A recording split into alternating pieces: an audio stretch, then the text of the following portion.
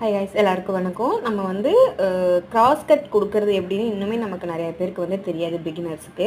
So இதில் வந்து நம்ம இதை விட அதை விவரமாக பார்க்கலாம். ஸோ நீங்கள் ஃபஸ்ட்டு நெக்கு நீங்கள் என்ன ஷேப் கட் பண்ணியிருக்கீங்களோ அதை சுற்றி நீங்கள் ஒரு ஸ்டிச் 1/4 இன்ச்சு விட்டு பிடிச்சிடுறீங்க. ஸோ ஸ்டிச் அடிச்சதுக்கப்புறம் நீங்கள் விட்டு அந்த 1/4 இன்ச்சில் சிசரை வந்து க்ராஸாக பிடிச்சிட்டு நீங்கள் கிராஸ் கட் சைடாக கரெக்டாக பார்த்து கவனமாக கட் பண்ணணும். ஏன்னா மெயின் ஃபேப்ரிக்கை கட் பண்ணிடக்கூடாது. நீங்கள் விட்டுருக்கிற அந்த 1/4 இன்ச்சை மட்டும்தான் நீங்கள் கட் பண்ணணும்.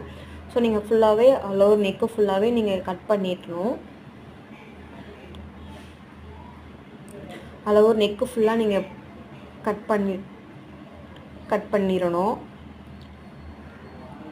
பாருங்க, நான் இன்னும் கூட நான் உங்களுக்கு கிட்ட காமிக்கிறேன். ஸோ கொஞ்சம் பார்த்து கேர்ஃபுல்லாகவே நம்ம கட் பண்ணணும். ஏன்னா துணி கட் பண்ணிட்டோம்னா நமக்கு ஃபேப்ரிக் வந்து வேஸ்ட் ஆயிரும். ஸோ பார்த்து கொஞ்சம் கேர்ஃபுல்லாக கட் பண்ணணும்.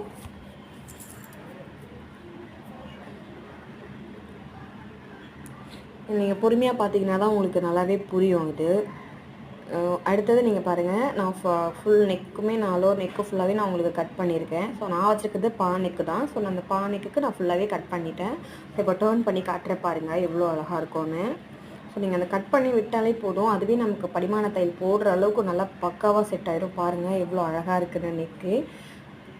ஸோ இதுக்கு மேலே நீங்கள் படிமான தையல் போட்டிங்கன்னா இன்னுமே நெக்கு நல்லா பார்க்க நீட்டாக லுக்காக இருக்கும். So thank you guys. மோர் வீடியோஸ்க்கு for update follow and subscribe பண்ணிக்கோங்க.